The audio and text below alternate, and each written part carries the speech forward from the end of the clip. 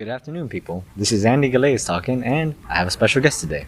I'm a co-host Fahsai Han. And today we're going to be talking about games, or any form of leisure, to be honest.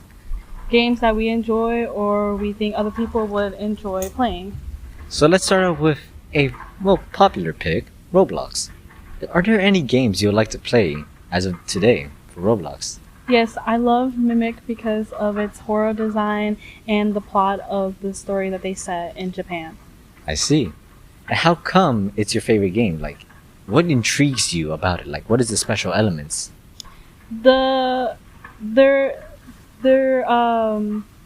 how they're able to set a story for people to imagine, and also their character designs in the models, so the different jump scares and how they are built, and also following Japan urban legends in order to make the story all fit together. I see. I'm a pretty big fan of Mimic as well, but I haven't played the second and third chapter since I was too busy during those times.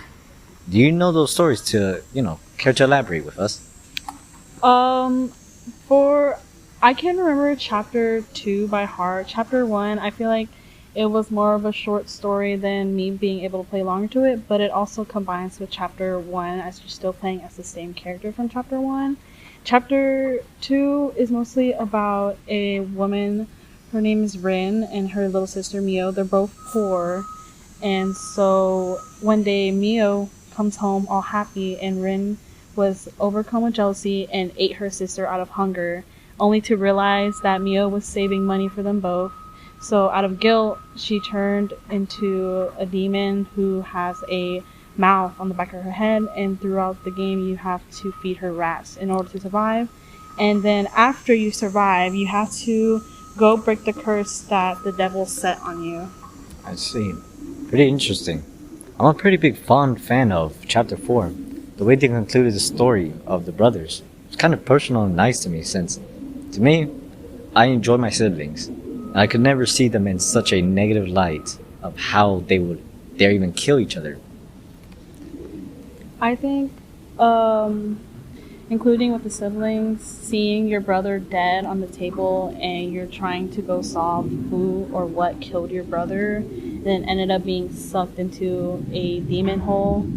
I think it really sets a really good example of how sibling love combines together the best, especially with Rin and Mimio and the characters.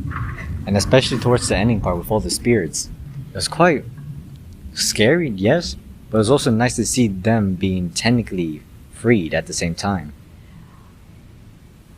I see how they would be free since they were humans before, and their ending was kind of like an upsetting ending, but since they're still in their spirit form, I think it's a possibility that the cycle may restart and they might go back to the devil or whatsoever. After all, they are urban legends, right? So they'll only keep on being talked about. Yeah, the picture of them being urban legends and creating evil against all other people is always going to be discussed, and so it's going to stick on them till forever, so their evil spirit will stay in them forever. I see. Thank you. So, would you like to hear one of my favorite games? Yes, indeed. How would I explain this? One of my favorite Roblox games in general would honestly be, how do I say this? Doors. Because as much as I understand the critiques for it, the horrible management and people, I still have fond memories with my friends. Because the game, in its true nature, is just having fun. Yeah, I think Doors is a really good, I would say it's one of those games where I like the repetition, but then the jump scares into it, like trying to survive and get away from all these entities, especially the one that the one that comes to you when you're in the freaking wardrobe and you don't know that it's killing you. Yeah, that's what really pisses me off. You mean Hyde? Yes. Yeah, Hyde can be quite a nuisance. But that just adds to the element of the scariness, no? Yeah, until you break your phone because you crash out. Oh, dang. Could never be me, though. But for real, yeah. It's a really nice games, but too bad that Roblox has been changing for the worse as of recently. But we shouldn't dwell on that. Yeah, as of recently, I had to pause the work of my game on Roblox, and we're deciding if we want to stay on Roblox or move to a different platform where we have to make our own models. Because Roblox already has some models for you, and low key, we're a little lazy, so we don't want to put too much work into it because we also have classes and all that. But with the situation of Roblox right now, I would just like to say free Schlup. Yeah, you gotta free him. I don't know what's wrong with Roblox. Yeah. But honestly, if you do ever switch over, you are taking a really big risk. But at the same time, you're not risking your game being forgotten within the Roblox space where hundreds of games are just gone because no one knows about them. So honestly, I recommend taking the risk. As much as I like to play it safe because I am, in a sense, always scared, risks are important. And especially now, as of times, it's better to take risks than to do nothing.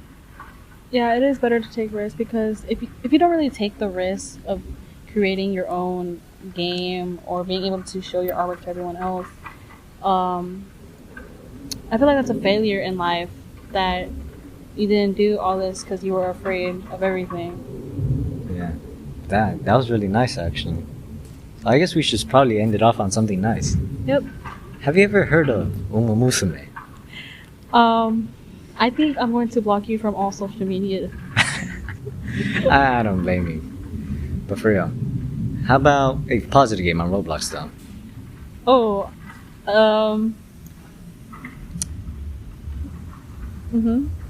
You see,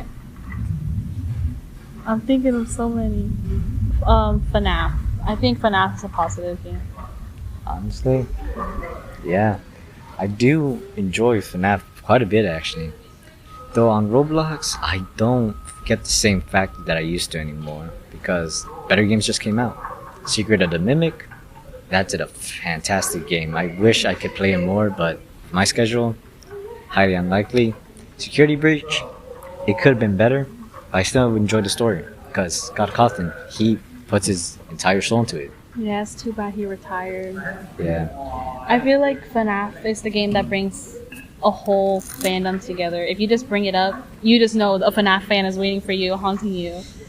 And I'm one of that one FNAF friends because I know the whole lore. And I used to know the whole lore before, but after one of my favorite YouTubers or content creator left, MapPat, I slowly forgotten about everything, and I actually want to relearn everything if that's possible. I think it is because there's still the lore that MapPat said. That lore isn't finished yet, so there's always going to be something added on. Because Secret of the Mimic reveals Henry and William's plans and how they were set. And I think Security Breach just adds on what happened to William Afton and how his evilness is still coming, even in the future, because it looks like Security Breach is set more in the 2020s instead of the 1980s. Which is also kind of weird as of now because we've always been so focused on the 19th century, pretty much, or the late 19th century. Yeah. Oh, yeah, the really interesting factor. Yeah, I think that should be good for now. Yep. I mean, we talked about the games we love, and we had fun. That's all that matters in life, really. It matters of what brings people together. I think that's what the moral story of games, to bring people together and to show their insights on things. It isn't all about competition, who's better, what's better. It's just enjoying what you really have. Yeah, video games, it's the full fundamental base of making new friends and being able to share an interest with your friends indeed. I think we can end it off from here. Yep. So, Well, it was nice talking to you, Andy. it was nice talking to you too, besides. Until we meet again. Toodles.